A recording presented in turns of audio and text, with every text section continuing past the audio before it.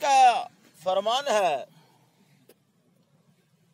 وَاعْبُدُوا اللَّهَ وَلَا تُشْرِكُوا بِهِ شَيْئًا وَبِالْوَالِدَيْنِ إِحْسَانًا۔ سبحان اللہ،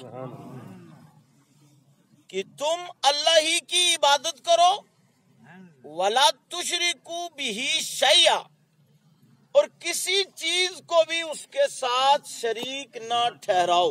سبحان اللہ۔ اس کے بعد جو پیغام رب نے دیا وہ فرمایا وَبِالْوَالِدَيْنِ إِحْسَانًا، اپنے والدین کے ساتھ حسن سلوک کرو۔ سبحان اللہ۔ تھوڑا اس کو سمجھنے کی ضرورت ہے۔ اس وقت جو ہمارے معاشرے کی حالت ہے وہ بڑی خستہ سی ہے۔ ہم یہاں سے عمرے کے لیے دوڑ لگا لیتے ہیں، ہم یہاں سے بغداد بھی چلے جاتے ہیں، ہم یہاں سے اجمیر بھی جاتے ہیں، ہم یہاں سے بریلی بھی جاتے ہیں، ہم یہاں سے لار بھی جاتے ہیں، ہم یہاں سے پار سید حبیب اللہ شاہ صاحب کی بارگاہ میں بھی جاتے ہیں، ہم گونتریاں کا سفر بھی کرتے ہیں، غرضے کے اولیاء کی بارگاہ میں بھی جاتے ہیں، خانہ کعبہ میں بھی جاتے ہیں، روضہ رسول پر بھی حاضری دیتے ہیں۔ ذرا ہم سرور کائنات جناب محمد الرسول اللہ صلی اللہ تعالی وسلم کی بارگاہ میں عرض کرتے ہیں کہ یا رسول اللہ صلی اللہ تعالی علیہ وسلم، آپ مختار کل ہیں، آپ کے لیے اللہ نے فرمایا ما آتاکم الرسول فخذوہ وما نہاکم عنہ فانتہوا، کہ میرے رسول جو تمہیں دیں اسے لے لو، جس سے انکار کریں منع کریں اسے تم منع ہو جاؤ۔ کہہ دو سبحان اللہ۔ آپ ذرا غور کریں گے آپ حضرات، سرکار کائنات صلی اللہ علیہ وسلم کا فرمان ہے الجنت تحت اقدام امہاتکم۔ کہہ دو سبحان اللہ۔ جنت تمہاری ماؤں کے قدموں تلے ہے، جنت تمہاری ماؤں کے قدموں تلے ہے، اور باپ یہ تمہارے جنت کا بیچ کا دروازہ ہے۔ کہہ دو سبحان اللہ۔ آج کل کچھ لوگ جو ہے وہ باپ کو سائڈ کر دیتے ہیں، صرف مائی، باپ بیچارے کا نام و نشان بھی نہیں ہوتا، حالانکہ جنت میں یعنی کسی گھر میں بھی داخل ہونے کے لیے دروازہ درکار ہے، اور باپ کو جنت کا بیچ کا دروازہ قرار دیا، مین گیٹ۔ کہہ دو سبحان اللہ۔ یعنی جس طرح آپ کو ماں کی اطاعت و فرما برداری کرنی ہے، ان کی خدمت کرنی ہے، اسی طریقے سے آپ کو اپنے باپ کی بھی اطاعت و فرما برداری کرنی ہے۔ میرا یہ اعتراض نہیں کہ آپ عمرے پہ نہ جائیے، آپ حج پہ نہ جائیے، آپ اجمیر نہ جائیے، بلکہ یہ درس بھی ہم لوگ دیتے ہیں کہ اولیاء کی بارگاہ میں جائیے، وہاں جانے سے خدا بلائیں دور کرتا ہے، رحمتوں کا نزول ہوتا ہے، دعائیں خدا قبول فرما لیتا ہے۔ کہہ دو سبحان اللہ۔ لیکن اس سے پہلے آپ دیکھیے کہ خانہ کعبہ آپ کے گھر میں موجود ہے، خانہ کعبہ آپ کے گھر میں موجود ہے۔ ہمارے ہندوستان کے بہت بڑے عالم علامہ قمر الزمان اعظمی صاحب، آپ نیٹ پہ آج بڑی پڑھی لکھی دنیا ہے، ریسرچ کیجئے، آپ فوراً وہاں سرچ کیجئے آپ یوٹیوب پر، تو فوراً ان کا نام نکل آئے گا، علامہ قمر الزمان اعظمی صاحب، جو پورے ورلڈ میں یہ تبلیغ اسلام کا کام کرتے ہیں، مبلغ اعظم ہیں وہ۔ ان کے پاس ایک جماعت گئی ملنے کے لیے، تو ہمارے کشمیر کی جماعت تھی، جموں کشمیر کی، تو وہ ملنے کے لیے گئے تو حضرت نے کافی دیر لگائی، اس کے بعد حضرت باہر آئے تو اس وفد نے کہا کہ حضرت اتنی دیر ہوگی انتظار کرتے ہوئے، کہا میں خانہ کعبہ کا دیدار کر رہا تھا۔ کہہ دو سبحان اللہ۔ اب یہاں تھوڑی سی بات لوگوں کو بعض کو پلے نہیں پڑے گی، بھائی گھر میں بیٹھے ہوئے خانہ کعبہ کا یہاں سے وہاں دیدار کیسے ہو رہا ہے؟ اب وہ جو میں بتانے جا رہا ہوں، لوگوں نے پوچھا کہ بتائیے آپ یہاں اور خانہ کعبہ کا دیدار کیسے؟ فرمایا میرے نبی صلی اللہ علیہ وسلم نے ارشاد فرمایا جس نے ماں کا دیدار کیا گویا اس نے خانہ کعبہ کا دیدار کیا۔ کہہ دو سبحان اللہ۔ میری ماں ضعیفہ ہیں، بزرگ ہیں، میں ان کے پاس تھا، ان کی خدمت کر رہا تھا اور ان کا دیدار کر رہا تھا۔ کہہ دو سبحان اللہ۔ ایک حدیث پاک میں آپ کو اور سناؤں، آپ کا ایمان تازہ ہوگا۔ سرکار کائنات صلی اللہ علیہ وسلم نے ارشاد فرمایا کہ جو صبح صبح اٹھ کر کے اپنے ماں باپ کو محبت کی نظر سے دیکھتا ہے، بولو کیا دیکھتا ہے؟ یہ نہیں ناک چڑھا کر کے اب یہ بزرگ ہو گئی ہیں، خدمت کون کرے گا، کھانسی کون برداشت کرے گا، دوائی کون برداشت کرے گا، ٹیکہ کون لگوائے گا، ہاسپٹل کون لے کر جائے گا، رات بھر میری اور میری اہلیہ کی نیند کو اس نے خراب کیا ہوا، یہ چیزیں نہیں، بلکہ محبت کی نظر سے صبح اٹھ کر کے جو اپنے ماں باپ کو محبت کی نظر سے دیکھتا ہے، اللہ ایک حج اکبری اور 2 عمروں کا ثواب عطا فرماتا ہے۔ ایک حج اکبری اور 2 عمروں کا ثواب کہاں ملتا ہے؟ ماں باپ کو دیکھنے سے۔ کہہ دو سبحان اللہ۔ جو ماں باپ جس کے راضی ہوں وہ خانہ کعبہ میں جائے تو مقبول ہے، روضہ رسول پر جائے تو مقبول ہے، کسی ولی کی بارگاہ میں جائے تو مقبول ہے۔ اور صاف لفظوں میں سن رہو، امام صاحب موجود ہیں، قاری منظور صاحب موجود ہیں، ہمارے مفتی صاحب یہاں کے وہ موجود ہیں، میرے دوست اور بزرگوں اس طرح یہ علماء کرام موجود ہیں۔ ان کی موجودگی میں پوری ذمہ داری کے ساتھ کہہ رہا ہوں، جس کے ماں باپ ناراض ہوں گے وہ خانہ کعبہ میں بھی چلے جائے، روضہ رسول پر بھی چلے جائے، وہ اللہ اور اس کی رسول کی بارگاہ میں مقبول نہیں ہو سکتا ہے۔ اللہ اور اس کے رسول کی بارگاہ میں مقبول وہی ہوگا جس نے ماں باپ کو راضی رکھا ہوگا، جس نے ماں باپ کو راضی رکھا ہوگا۔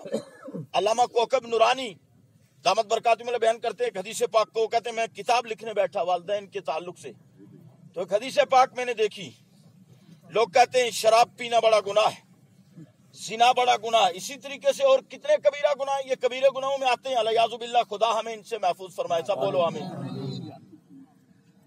فرماتے ہیں کہ میں نے وہاں حدیث میں پڑھا، ایک حدیث میرے پاس سے میری نظروں سے گزری، وہ یہ تھی کہ سب سے بڑا گناہ، کبیرہ گناہ یہ ہے کہ اگر ماں باپ اولاد کو بلائیں، بیٹے کو بلائیں، بیٹا کہہ دے میرے پاس وقت نہیں ہے، استغفر اللہ العظیم۔ اب آپ بتائیے،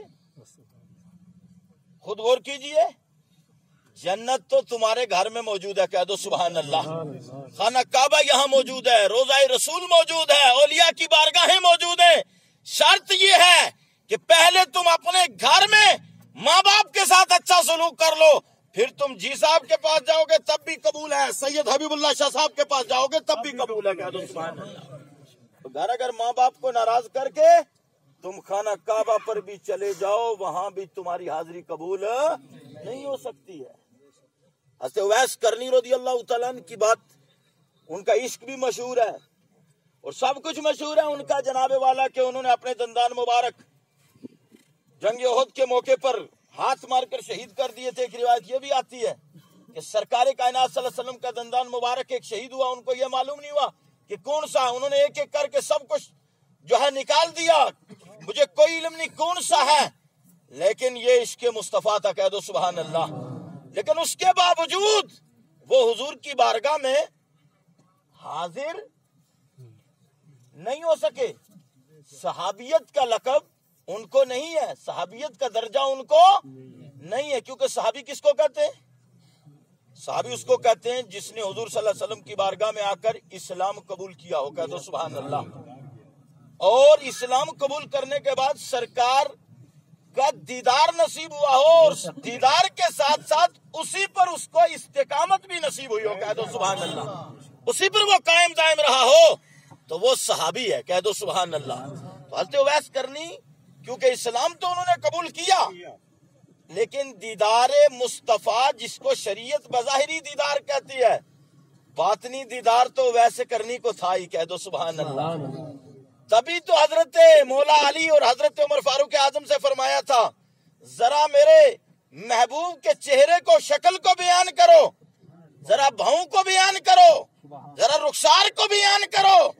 انہوں نے تھوڑی دیر سکوت اختیار کیا، فرمایا وہ ویسے کرنی سے پوچھ لو، کہہ دو سبحان اللہ۔ کب بولو گے سبحان اللہ تو؟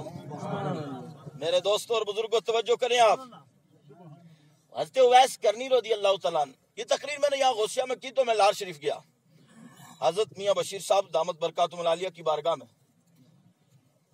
فرسٹ بار میں گیا تھا، پہلی بار اس مرتبہ حضرت سے ملاقات ہوئی تو حضرت نے مجھ سے سوال کیا، مولوی صاحب دسو، جی مولوی صاحب دسو حضرت اویس کرنی صحابی کیوں نہیں ہویا تھا؟ میں حضرت کو دیدار جو تھا وہ نہ کر پائے، وہ دیدار چہرہ رسول صلی اللہ علیہ وسلم وہ نہیں کر سکے، اس لیے کہا وجہ کیا بنی تھی، کس وجہ سے وہ وہاں حاضر نہیں ہو سکے؟ किस वजह से वो वहां हाजिर नहीं हो सके? मैंने अर्ज किया, मैंने कहा हजरत उनकी वालदा बुजुर्ग थी, ज़ईफा थी, माँ की तीमारदारी में, खातिरदारी में, उनकी खिदमत में लगे हुए थे। माँ से इजाजत ना मिल सकी, इसलिए वो दीदारे चेहराए रसूल ना कर सके। कह दो सुभान अल्लाह। तो हज़रत ने फरमाया हाँ बिल्कुल सही दसे तो उन्हें, लेकिन एक जगह तुमने तकरीर की थी या गल छोड़ी थी। उन्होंने कहा तुम खुद समझ लो, जिसने हजमा है वो कर ले, जिसने नहीं होती। क्योंकि आज कई लोगों को बात हजमा नहीं हो रही है। हजमा कई तरह का ना, किसी को जनाब बिरयानी लगती है, किसी को नहीं लग सकती है। किसी को बिरयानी खा के भी पेट में दर्द पड़ता है, और किसी को जनाब वाला वसीम रजवी जैसे लोगों को मुर्दार खा कर भी सही लगता है। ये मुकद्दर की बात है। कोई गौस पाक की 11वीं खाता है और कोई जाकर के पंडितों के यहाँ बैठ करके मुर्दार खा करके फिर कुरान के खिलाफ भौंकने लग जाता है।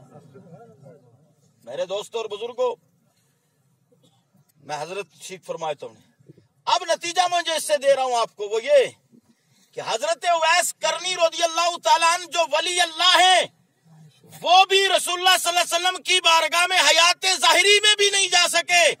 किस लिए कि माँ की खिदमत में लगे रहे। माँ इजाजत देगी तो जाएंगे। जब वैसे करनी हुजूर की बारगाह में बगैर माँ की इजाजत के नहीं जा सकते हैं, तो तुम और मैं बगैर माँ की इजाजत के उनको तकलीफ दिए हुए अजमेर चले जाएं तो क्या हमारी हाजिरी कबूल हो सकती है?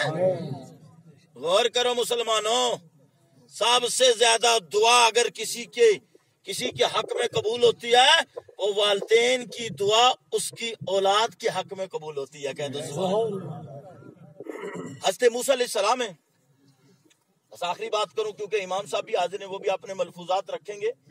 मैं ये चाह रहा हूं आज के माँ लियाकत साहब की और इनके बिरादरान की माँ रुखसत हुई है, और जब माँ जाती है या बाप जाता है उसके बाद इस दौलत का पता चलता है, उससे पहले पता नहीं चल रहा। और मुझे और आपको तो और नहीं चल रहा, ये पुराने लोग हैं इनको फिर भी है, मुझे और आपको कोई पता नहीं, क्योंकि हम इस वक्त डिजिटल इंडिया में हैं। हम ये सोच रहे हैं कि ये माँ बाप का सिलसिला भी एक डिजिटल ही हो गया। अस्तगफिरुल्लाह अज़ीम। मेरे दोस्तों और बुजुर्गों, माँ बाप इतनी अजीम नेमत है, हाथ उठाकर बेटे के लिए जो दुआ कर दे, औलाद के लिए जो दुआ कर दे, खुदा उसे रद्द नहीं फरमाता है। कह दो सुभान अल्लाह। खुदा उसे रद्द नहीं करता। मूसा अलैहिस्सलाम एक मर्तबा सफर करने लगे तो अल्लाह रब्बुल इज्जत ने फरमाया मेरे मूसा, फरमाया जी, कहा पैदल सफर करोगे या सवारी पसंद करोगे? मूसा अलैहिस्सलाम ने अर्ज किया, या अल्लाह सवारी मिल जाए तो बेहतर है। बोलो ना, सवारी मिल जाए तो बेहतर है। अल्लाह रब्बुल इज्जत ने हुक्म दिया, क्योंकि मूसा अलैहिस्सलाम से खुदा कलाम फरमाया करता था, डायरेक्ट कलाम, इसीलिए उनको कलीमुल्लाह का लक़ब दिया गया है। कह दो सुभान अल्लाह। यानी अल्लाह से कलाम करने वाले, डायरेक्ट कलाम। कहा या अल्लाह सवारी मिल जाए बेहतर, फरमाया फलां मेरा एक बंदा है वली मेरा। कह दो सुभान अल्लाह। हालांकि नबी का मर्तबा बुलंदो वाला है, कोई वली भी मर्तबे में माज़अल्लाह नबी के बराबर है। तो जब वली बराबर नहीं हो सकता तो आम याजूज माजूज बेचारा क्या बराबर होगा? हैं? मेरे दोस्तों और बुजुर्गों, अब क्या हुआ? तो मूसा कलीमुल्लाह अलैहिस्सलाम ने अर्ज किया, मिल जाए बेहतर, फलां जगह चले जाओ, मेरा एक बंदा है, वो तेरे लिए सवारी का बंदोबस्त कर देगा। पहुंचे उसके पास तो उसने पहले ही कश से पहचान लिया। फरमाया आप अल्लाह के कलीम है? कहा जी हाँ। कहा सवारी चाहिए? बोलो सुभान अल्लाह। ये अल्लाह वाले लोग होते हैं ना, ये इनको अल्लाह अता करता है। क्या करता है? अता। अब बाद लोगों को ये भी दिमाग खराब है कि अगर किसी वली की कोई करामत जाहिर हो जाए उसको शिर्क बताते हैं, नबी का कोई मौजज़ा जाहिर हो जाए उसको शिर्क बताते हैं। हालांकि जो काम खुदा का हो वो कुदरत कहलाता है, और वही काम अगर पैगंबर कर दे तो वो मौजज़ा कहता है। कह दो सुभान अल्लाह। जिस तरह सूरज निकालना और डुबाना किसका काम है? अल्लाह का ना। हजरत अली की नमाज असर के लिए हुजूर ने डूबा हुआ सूरज वापस लाया, फिर जब नमाज वो पढ़ सके तो सूरज को वापस लौटा दिया। तो ये कुदरत का काम था, हुजूर से सरजद हो गया तो ये मौजज़ा बन गया। कह दो सुभान अल्लाह। इसी तरीके से और आप देख लो, वक्त नहीं बात को मैं फैलाऊं मैं, तो उन्होंने उस बुजुर्ग अल्लाह वाले ने मूसा अलैहिस्सलाम से फरमाया इस तख्त पर बैठ जाए। एक तख्त था, कह दो सुभान अल्लाह। नहीं, उन्होंने इशारा किया एक बादल जो था आसमान पर, बादल का टुकड़ा, जिसको देसी जुबान में आप झाड़ बोले, उस बादल के टुकड़े को इशारा किया और वो बादल का टुकड़ा फौरन मूसा अलैहिस्सलाम की बारगाह में, उस अल्लाह वाले की बारगाह में हाजिर हो गया। कह दो सुभान अल्लाह। वहां पहुंचा तो पहुंचने के बाद उस वली अल्लाह ने फरमाया मूसा कलीमुल्लाह आप इस पर बैठिए, जहां आप जाएंगे ये आपको पहुंचा देगा। उस टुकड़े ने तख्त की शक्ल इख्तियार कर ली। मूसा अलैहिस्सलाम बैठ के चूंचरानी किया और बैठे, और बैठने के बाद अब क्या होता है, वो तख्त जो है वो चल रहा है, मूसा अलैहिस्सलाम अपनी मंजिल की तरफ रवां दवा है। जनाजा आगे खड़े होकर इस्तकबाल कर ले, अगली बात में फिर करता हूँ। तमाम हज़रात इस तरफ आ जाएं क्योंकि साहबबंदी भी करनी है, इधर आ जाएं।